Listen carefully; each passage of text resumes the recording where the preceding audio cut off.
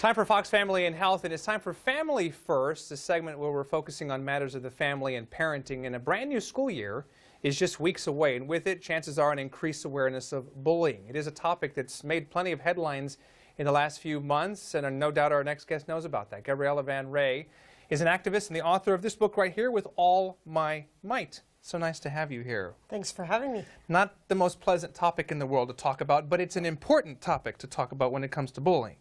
It's a very important topic because it's actually an epidemic. It's happening all over North America, and I think it's not stopping.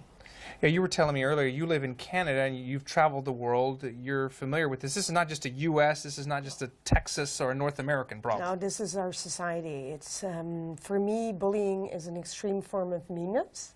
And I would say our society, entirely the world, has dropped the ball on human kindness. We're just not kind anymore to people. It's interesting you say that, and I'm struck by that comment. So what do you attribute that to? Because it seems like a simple notion, but when you really think about it, how did we drop the ball like that? I don't think we know how to treat people. We seem to only be kind when we obtain something.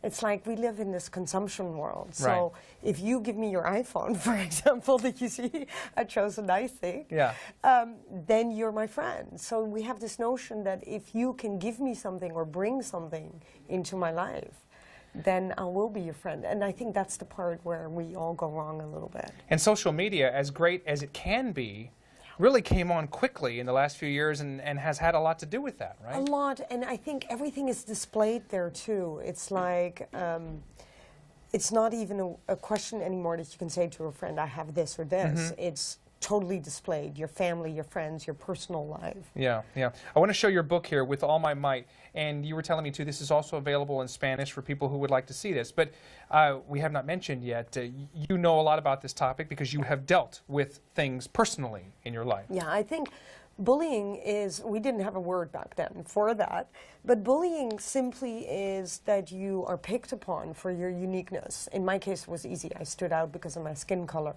You can't live in the 60s and the 70s in Holland and fit in when you have black hair like mine. But it has changed. I mean, the world is truly multicultural today.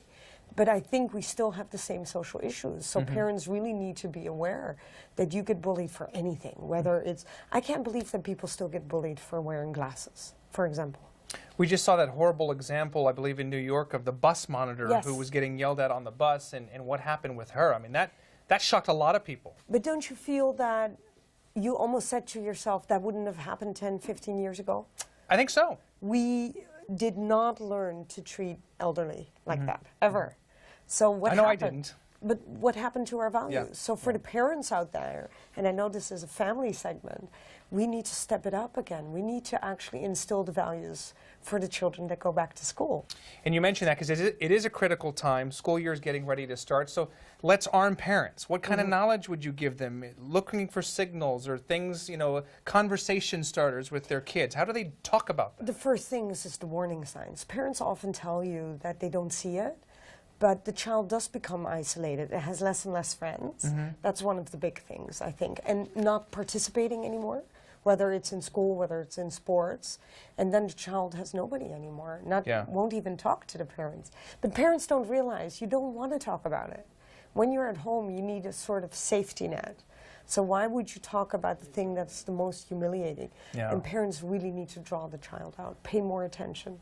I know they're busy with 2 jobs, most people. That's the big thing too, right? Last thing I want to get to, because you come out with this is more recent here, and this is something you have written geared towards children only. Children. When I go around in your schools, in the middle schools, I've noticed that With All My Might is obviously a good book for adults and anyone above 14, but not for the little ones. And I would say middle school kids need to deal with these emotions more. And if we go in there, I notice that what resonates with them is my own experience, right? And then sharing. And then you'd be surprised what they ask. Well, I believe it, and this is just 2 examples of resources that are out there. So many other resources and help for people who are in that situation. You've obviously come out on the other end okay, but unfortunately that isn't always the case. No.